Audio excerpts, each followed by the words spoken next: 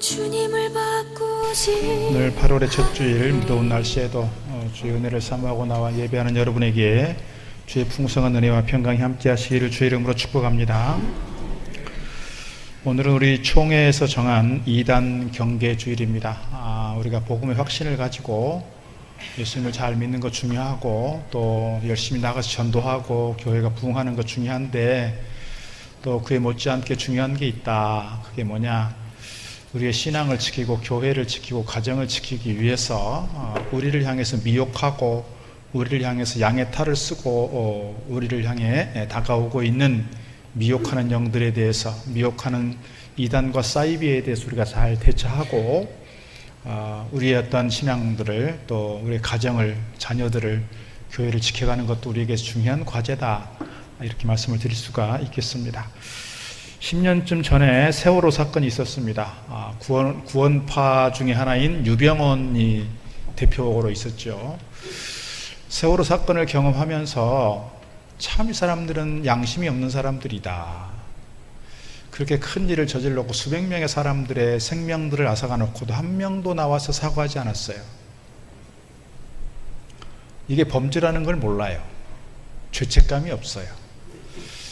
코로나가 시작되면서 폭발적으로 우리나라에 코로나가 확산되었던 계기가 대구 신천지에서 시작이 됐습니다. 이 청평에 그 연수원이 있잖아요. 청평에 있는 연수원 앞에 그 이만희가 나와서 이렇게 사죄하고 했던 걸 생각하면 구원파는 더 심한 놈들이죠, 쉽게 말하면. 세월호 참사를 통해서, 그리고 코로나의 과정들을 통해서 신천지와 구원파에 대한 이런 어떤 실체가 조금씩 보여지기는 했지만, 그럼에도 불구하고 여전히 목사요, 헌금이요, 예배요, 하나님이요, 교회요, 똑같은 용어들을 쓰니까 교회를 안 다니는 일반 사람들은 이게 이단이니 사이비니 정통교회니 무슨 이런 분별력이 없는 거예요. 구분이 안 되는 거예요. 그러니까 저 이단에서 하고 있는 이러한 일들도 또한 똑같이 교회로 취급받고 있으면서 우리 교회가 그만큼 피해를 보고 있다, 이렇게 말씀드릴 수 있습니다. 얼마 전에 인천에서 한 여고생이 교회에서 죽었어요. 어떤 교회인가 사람들이 잘 몰랐어요. 그게 교단이 어딘지 무슨 교회인지 이런 건 안 나오니까요. 그런데 그 교회는 구원파였고요. 그 교회에 있는 합창단의 단장이 누구냐면 박옥수 딸이에요. 이런 거 사람들이 잘 모르잖아요. 그러니까 구원파, 그러니까 그런 이단들이 행하고 있는 그런 일들에 대해서 똑같이 교회라고 하고, 똑같이 목사라고 하고, 똑같이 집사라고 하니, 이게 세상 사람들은 뉴스만 보니까 구별을 못하는 거예요. 그런 점에서 우리가 이단의 실체에 대해서 조금 더 잘 알고 공부를 하고, 또 이거에 대해서 우리가 잘 대처하는 것이 필요하다, 이렇게 말씀드릴 수가 있습니다. 예전에 6.25 한국전쟁 때 일입니다.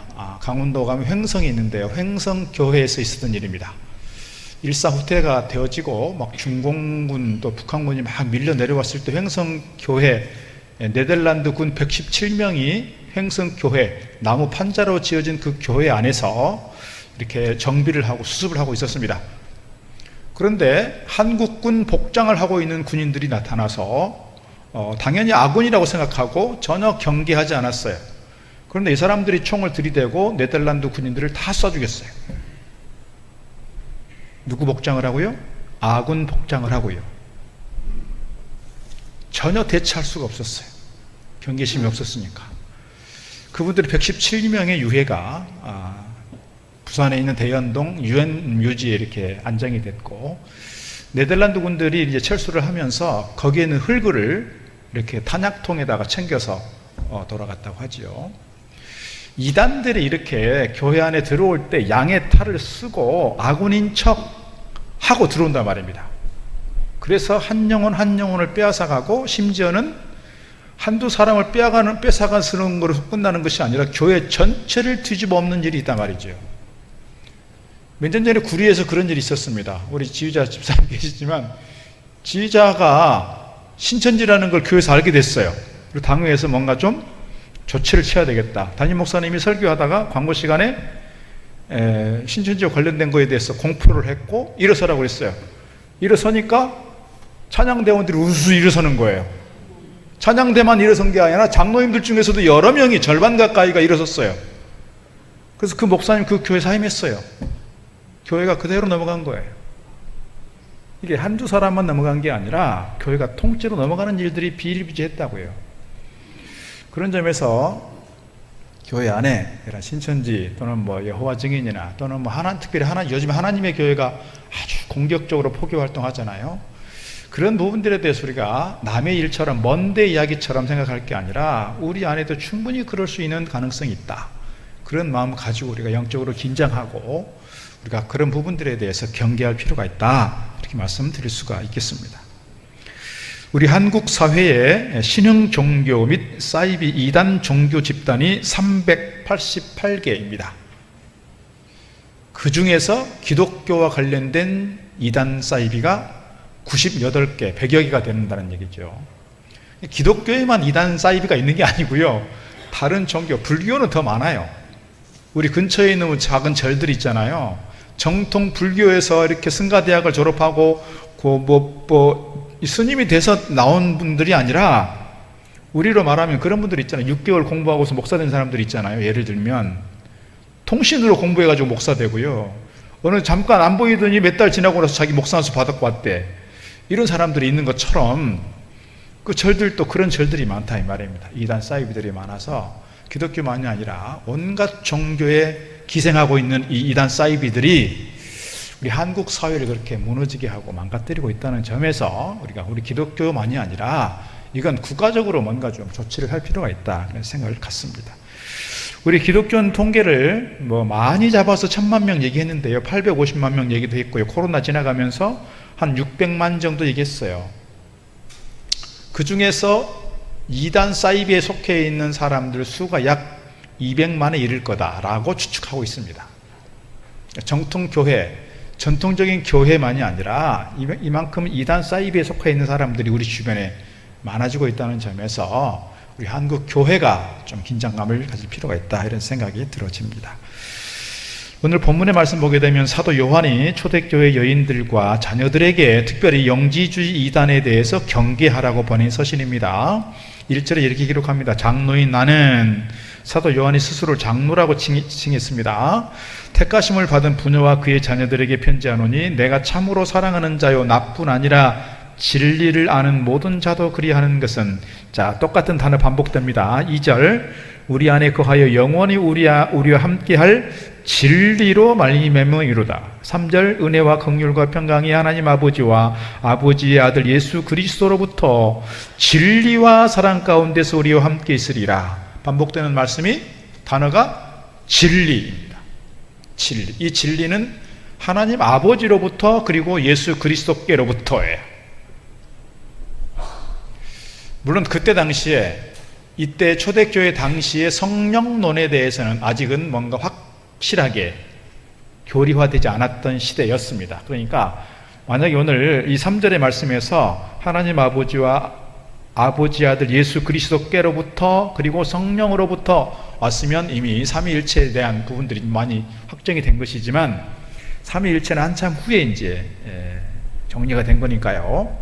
어쨌거나 초대교회에 영지주의를 비롯한 많은 이단 사상들이 교회 안에 들어와 있었고 교회 성도들의 영혼을 갉아먹고 있었고 가정을 파괴하고 있었고 교회를 흔들고 있었던 상황에서 오늘 사도 요한은 그 초대교회 성도들, 특별히 자녀들을 홀로 키우면서 그렇게 힘들게 신앙생활을 하고 있는 그 부녀들에 대해서 그들을 칭찬하면서 그들에 대하여 신앙적으로 좀 경고히 서서 이단과 사이비에 대해서 정확하게 대처하자, 그런 맥락에서 요한 2서를 보내고 있다, 그런 말씀입니다. 오늘 본문 속에 나타나는 몇 가지 말씀 함께 나누려고 합니다. 첫 번째, 미혹하는 자가 세상에 많이 나왔나니 했습니다. 미혹하는 자가 세상에 많이 나왔다. 이것은 2000년 전이나 지금이나 구약시대조차도 마찬가지예요. 구약시대에 어떤 사람들이 있었어요? 거짓 선지자들이 많았다 그랬어요. 그 거짓 선지자들이 일종의 뭐예요? 미혹하는 자들이고 일종의 이단이고 사이비인 것이죠. 오늘 7절에 이렇게 말씀합니다. 미혹하는 자가 세상에 많이 나왔나니 이는 예수 그리스도께서 육체로 오심을 부인하는 자라. 이런 자가 미혹하는 자요 적 그리스도다. 여기서 미혹하는 자가 어떤 뜻이냐면 잘못된 길로 이끄는 자들, 속이는 자들입니다. 속이는 자들 우리가 뭐라고 말해요? 사기꾼이라고 합니다. 사기꾼들의 특징이 있습니다. 뭐 어떤 사람들입니까? 말을 잘해요. 말을 잘해서 사람을 확 끌고 가요. 확 넘어뜨려요. 끌려가는 줄도 모르고 끌려가서 보니까 사기를 당했어요. 좋은 땅이 있다고 가서 보니까 막 억 단위를 투자를 했는데 가서 보니까 막 바닷물 들어오는 갯벌이야. 막 산중에 있는 땅이야. 개발할 수 없는. 막 30년, 40년 동안 직장 다니면서 막 힘들게 이제 정년 퇴직을 하고 나서 이제 뭔가 좀 노후를 좀 편안하게 살겠다 생각하고 퇴직금 받아왔는데 그거 홀랑 벗겨먹는 사람들이 있고요. 이게 뭐예요? 사기꾼들이에요. 이 이단과 사이비에서 하는 중요한 포인트 중에 하나는 뭐냐면요, 경제적인 문제를 일으켜요. 어떤 경제? 학교 다니는 사람을 못 다니게 하면서 등록금 헌금하게 합니다. 직장 다니는 사람들 직장 그만두게 하고 퇴직금으로 헌금하게 합니다. 집을 팔아서 헌금하게 하고, 그래서 학생들의 인생을, 젊은이들의 인생을, 가정을 파괴하고 무너뜨리는 일에 이단과 이 사이비가 핵심적으로 중요한 역할을 하고 있다 이 말이에요. 중요한 역할을 하고 있다. 초대교회 때에 있었던 이단 몇 가지만 좀 살펴보려고 합니다. 첫째는 뭐가 있냐면요, 영지주의가 있습니다. 영지주의, 우리가 잘 아는, 자주 제가 설교 때도 말씀드렸던 영지주의가 있어요. 물질 세계를 악으로 규정하고 영적 세계를 선으로 간주합니다. 구원은 특별한 비밀 지식을 통해서만 이루어진다 말하고 있고, 그리스도의 인성을 부인합니다. 뭐만 강조해요? 신성만 강조해요. 그러니까 예수님의 참된 인간이 아니었다라고 말하고, 예수님께서 십자가에 달려 돌아가시고 한 것은 다 이거는 가짜다 이렇게 말합니다. 요즘에 구원파하고 좀 비슷한 사람들이 이 사람들이 아닐까 싶어요.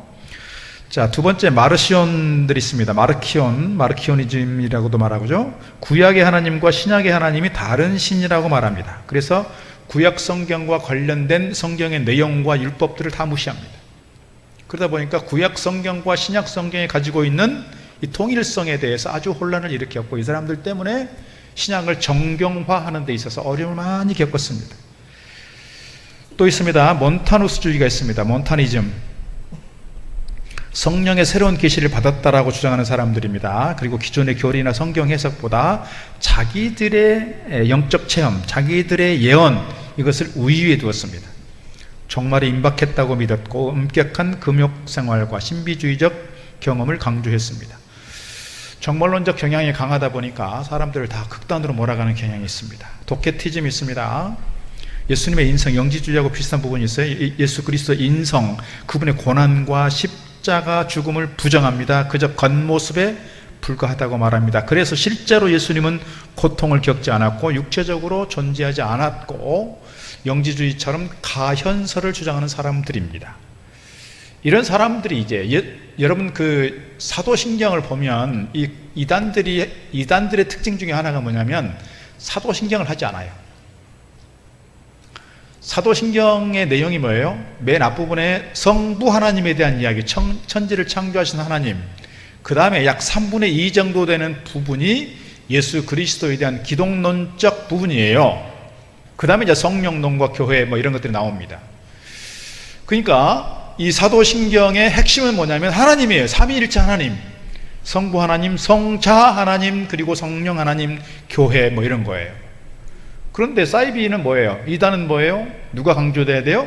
교주가 강조가 되고, 교주가 신격화되고, 교주가 참 신이다, 재림주다, 성령이다 뭐 이렇게 얘기를 하는데 이 교주들이 들어갈 자리가 없는 거예요, 사도신경에는. 그래서 이 사람들은 예배 중에 사도신경을 하지 않아요. 그래서 처음에 신천지를 우리가 발견하는 좋은 방법이 있었어요. 뭐였어요? 이 카메라들을 가지고 사도신경을 할 때 다 비춰보는 거예요, 이렇게. 그래가지고 사도신경을 하나하나 이렇게 봤다고요. 그래서 사도신경을 안 하고 있으면 이 사람은 신천지일 가능성이 농후하다, 그리고 뒷조사하고 그랬다고요. 요즘에는 이제 이 사람도 잔머리 굴리느라고 일반 교회에 들어가면 그런 걸 알아가지고 이제는 자기들도 교회에서 신앙 고백하면 자기들도 신앙 고백 따라 한다고요. 중요한 건 뭐냐면 교주들을 신격화하는 거예요. 재림주라고 하고 자기들이 성령이라고 말하고 또 자기들이 통해서 구원이 완성됐다고 말하고 뭐 이러고 있는 것이죠. 그러다 보니까 오늘 말씀에서도 하나님 아버지께로부터 아버지 아들 예수 그리스도께로부터가 강조되고 있는 게 그런 내용이에요. 오늘 초대교회 영지주의를 비롯해서 이런 많은 이단 사상들이 예수 그리스도에 대한 이 부분 인정을 못한 거예요. 특히 모세에 대해서 육신으로 이 땅에 오셔서 우리 위해 십자가 돌아가셨고 부활하셨다라고 하는 부분들에 대해서 이 사람들은 인정을 못하는 거예요. 그러다 보니까 초대교회가 많이 어려웠고 교리를 정리하는 데 물론 도움이 됐지만 교회적으로 많이 힘든 부분들이 있었다, 이렇게 말씀드릴 수가 있습니다. 자, 오늘 두 번째 우리에게 주신 말씀이 있습니다. 두 번째는 뭐예요? 그리스도의 교훈 안에 거하지 아니하는 자들이다. 누가? 이단들이 그렇다는 거예요. 그리스도의 교훈 안에 거하지 않는 사람들. 9절 보니까 이렇게 말합니다. 지나쳐. 그러니까 예수 그리스도에 대한 이 복음, 이 교리, 교훈을 지나쳐서 교훈 안에 거하지 아니하는 자는 다 하나님을 모시지 못하되 교훈 안에 거하는 그 사람은 아버지와 아들을 모시느니라 그랬어요. 앞서 말씀드린 것처럼 이단을 분별하는 가장 중요한 핵심적 내용은 뭐냐면 예수 그리스도에 있습니다. 이 사람이 과연 예수 그리스도를 믿음으로써 구원이 이루어졌고 완성된다라고 하는 사실을 확실히 믿느냐, 그렇지 않고 뭔가 다른 어떤 존재, 교주를 따라가야 하고 다른 교리를 믿어야 하고 그렇게 따라가느냐를 우리가 분별하게 확실하게 할 수 있다면 우리에게 이단을 분별할 수 있는, 쉽게 말하면 이단 감별사가 되는 거예요. 감별사가 되는 거예요. 안양에 가면 안양대학교라고 있습니다. 안양대학교는 우리 만세교 쪽에서 조금 내려가면 세특교회라고 있어요. 세특교회가 대신측 교회입니다. 대한예수교 장로의 대신측이에요. 그 대신측이 사실은 안양대학교에서 많이 신학생들을 배출을 했고, 그 대한신학교였어요, 원래 이름이. 근데 이제 과가 많이 증설되면서 종합대학이 되었고 안양대학교가 됐어요. 전통적인 기독교 학교였어요. 그런데 이 기독교 학교가 대순진리회로 넘어가 버렸어요. 우리 포천에 대순진리회 관련된 큰 학교가 있죠. 어디 학교예요? 대진대학교. 우리 포천에서 정치 좀 한다는 사람들 다 대진대학교 대학원 출신들이더군요. 보니까 다 동문이래, 동문. 우리 포천이 가지고 있는 참 아픔입니다. 우리 기독교인 입장에서는, 목회자들 입장에서는. 의정부에 가면 경민대학교가 있습니다. 경민대학교도 기독교 미션 스쿨이죠. 그 다음에 신흥대학교가 있습니다. 그 신흥대학교가 신한대학교가 됐어요. 양주에 있는 학교가 이렇게 통합이 되면서 그 신한대학교와 같은 재단에 있는 학교가 경상도에 있는 김천대학교입니다. 이 김천대학교가 구원파로 넘어갔습니다. 얼마 전에. 구원파 중에서 박옥수에게로 넘어갔습니다. 이단들이 이 종합대학들을 인수를 해가면서 그 종합대학 안에 자기들이 목회자를 양성하려고 신학과를 만들려고 할 거예요. 이제 그렇게 한다고 합니다. 종합대학교를 이렇게 인수를 하면서 자기들의 정당성 또는 자기들이 이단과 사이비가 아니라 우리도 정통이야, 그것을 합리화하고 명분을 만들어 가려고 하는 작업 중에 하나가 종합대학을 인수하는 거예요. 김천대학교도 좋은 미션 스쿨이었다고요. 재정적인 문제로 계속해서 압박을 겪으니까 이렇게 넘어갔어요. 200억이 넘어갔어요. 200억에. 그 200억이 없어서 학교를 넘겼다고요. 앞서 말씀드린 것처럼 박옥수 딸이 인천에서 그런 사고를 치는 바람에 지금 교도소에 있다고는 합니다만은, 어쨌거나 이런 이단들에 대해서 우리가 조금 더 경계할 필요가 있다, 이런 생각이 듭니다. 우리 총회에서 이단 및 경계단체를 몇 가지 지정을 했는데요. 몇 가지 좀 살펴보려고 합니다. PPT를 좀 봐주시면, 첫 번째가 신천지입니다. 이만희가 자기 자신을 보혜사라고 하고 자기는 죽지 않는다 그랬어요. 영생불사한다 그랬어요. 그러니까 신천지에 들어가 있는 많은 사람들에게 거기 이단인 줄 뻔히 알잖아. 근데 아는데 영생불사한다고 했으니까 내가 나오더라도 이만희 죽으면 나올 거야. 이만희가 1931년생입니다. 93, 넷 됐습니다. 제가 장담하건대 10년 내로 죽습니다. 그럼 10년 내로 죽으면 그 사람들이 다 나올까요? 안 나와요. 안상홍 증인에 하나님의 교회가 있습니다. 우리 동네에 여기 일동초등학교 후문 쪽에 보면 2층에 하나님의 교회 교육관이 들어왔잖아요. 거기서 예배한다고요. 그 사람들의 교주가 누구였어요? 안상홍이었어요. 안상홍 죽으면 무너질 줄 알았어요. 안 넘어지잖아요. 그 둘째 부인인 장길자가 교주가 돼가지고 장길자를 하나님 어머니라고 그런다고요. 안상홍을 하나님 아버지라고 그러고요. 그렇게 하고 있다고요. 이만희가 죽으면 무너지느냐? 안 무너져요. 통일교 문선명 죽고 나서 무너졌어요? 안 무너져요. 왜요? 저들은 이미 그 성서 해석 방식과 자기들이 가지고 있는 그 교리가 이미 세뇌화되었기 때문에 이것을 벗겨나는 거요? 어려워요. 이 사람들이 정통교회에 돌아오는 경우가 간혹 있어요. 그럼 정통교회에서 이분들이 적응할까요? 못해요. 그래서 이 사람들끼리 따로 모아서 목회하는 목사님들이 계시다고요. 신천지 출신 목사님들이 계시니까요. 정통교회 참 어려워요. 그래서 이분들을 바꿔낸다는 것이.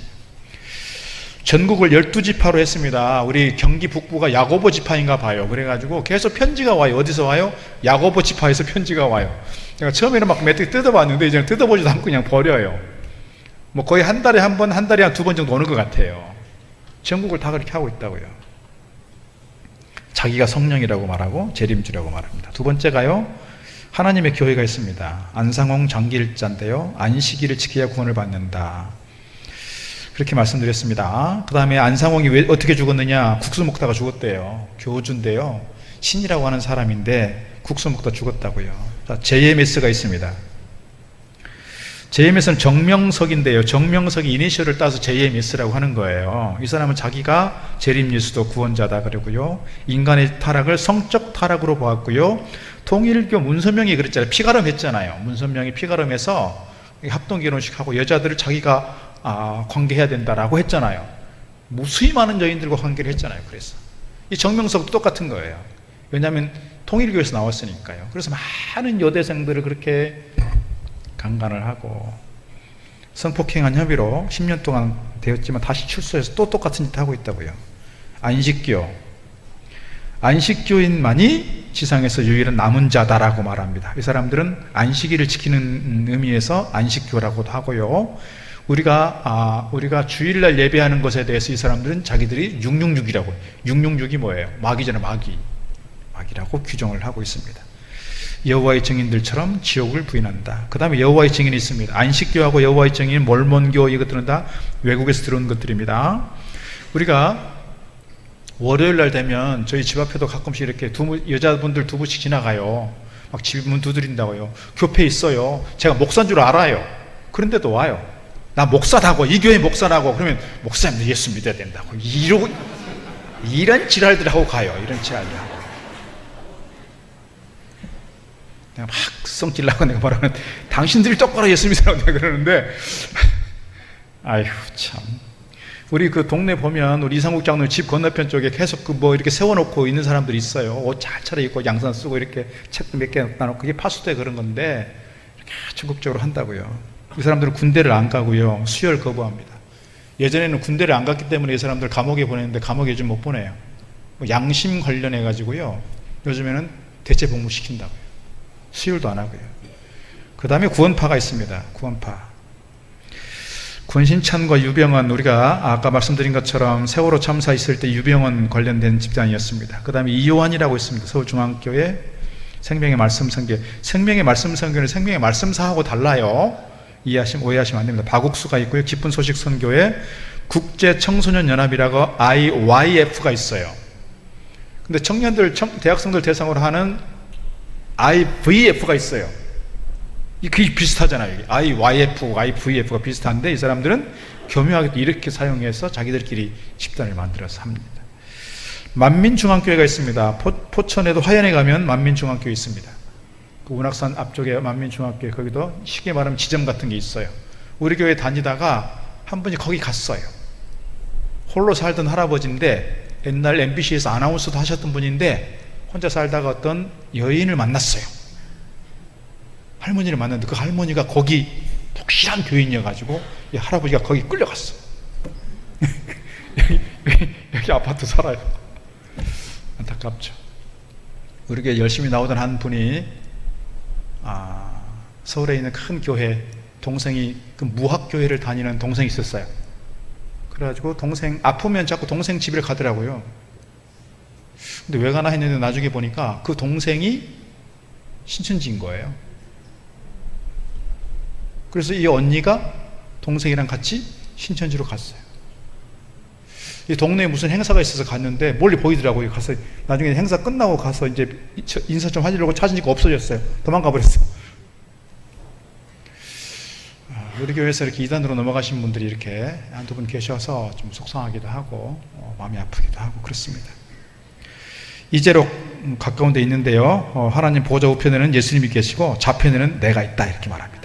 지금은 이제록이 아니라 아들인가 하는 것 같아요. 그 다음에 동방번개라는 게 있습니다. 동방번개 양향빈, 이 사람을 여그리스도라고 얘기합니다. 여교주에 의해서 시대가 완성된다. 그 다음에 이제 단월드가 있고 뭐 동성애가 있고 반기독교적이고 반성서적인 그런 집단들과 공동체 또는 정신들이 있는데 이런 것들 우리 생각하면 좋을 것 같습니다. 이 단월드에서 뭘 했냐면 각 학교마다 뭐를 세웠냐면 단군상을 세웠어요. 이 단월드에서 한 거예요. 그래서 이 학교에 있는 단군상 철거시키려고 얼마나 각 지방에 있는 기독교 연합단체에서 애를 썼는지 몰라요.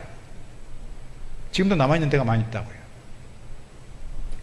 몇 가지 말씀을 드렸지만 이런 이단 사상들에 대해서 또는 사이비에 대해서 또는 이렇게 비성경적인 단체와 정신 사상들에 대해서 우리가 경계심을 갖고 우리에게도 혹시 이런 미혹하는 영들로 다가와서 우리를 넘어지게 할 수 있다라고 하는 걸 기억하면서 우리가 예수 그리스도라고 하는 이 진리 앞에서 분명하게 우리 신앙을 다지고 달려가야 할 줄로 믿습니다.